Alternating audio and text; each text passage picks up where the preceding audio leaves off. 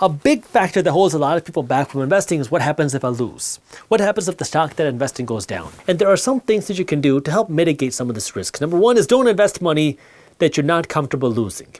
Number two is understand that you will lose money. Not that you might, that you will lose money. Number three is have a long-term investment mindset.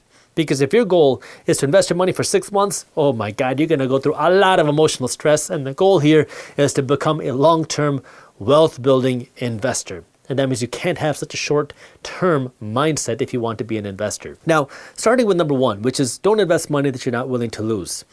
It's very painful when I get messages from people saying, Jaspreet, I invested some money into the stock market and I need this money to pay for X, Y, and Z. I need this money to pay for my house. I need this money to pay for my mortgage. I need this money to buy groceries, but I'm down on my portfolio. What do I do? And what you have to understand is your investment money is separate from your spending money, right? If you're working a job right now, you got to have your income going into some of your investment money, some of your saving money, and some of your money can be spending.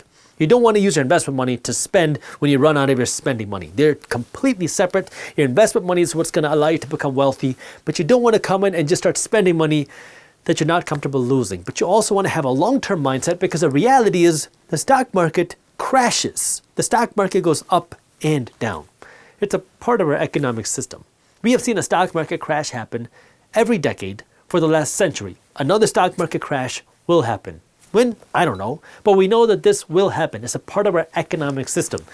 And so now, when you are in this mindset that my portfolio has to always go up, you are going to be in a world of mental torture because when you see your portfolio in the red for the first time, you're not going to be able to handle it. And then you're going to end up selling your investments at a huge discount. And then someone else is going to be able to buy it from you at that discounted price.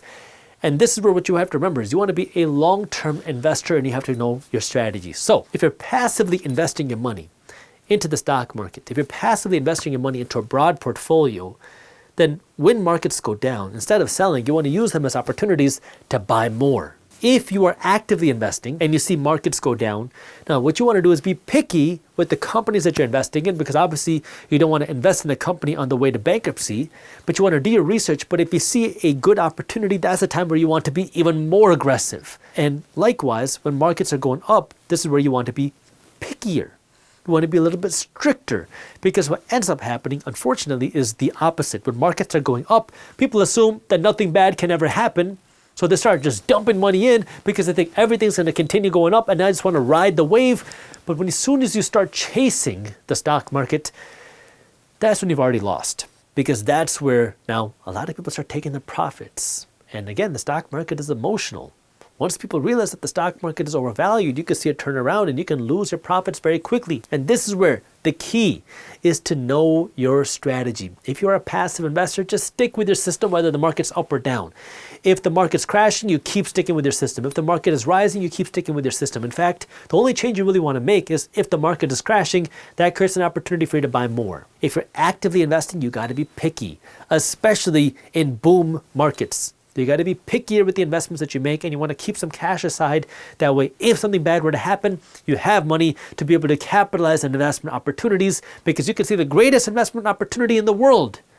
But if you don't have any money to capitalize on it, it doesn't do you any good. If you enjoyed this clip and you want to continue your financial education journey, I have another video that I think you'll love. All you got to do is click that button right over there. And for those of you who want to stay up to date on the top finance and business news, you can join Market Briefs, my free financial newsletter, by clicking that button below. Thank you for watching and I'll see you in the next one.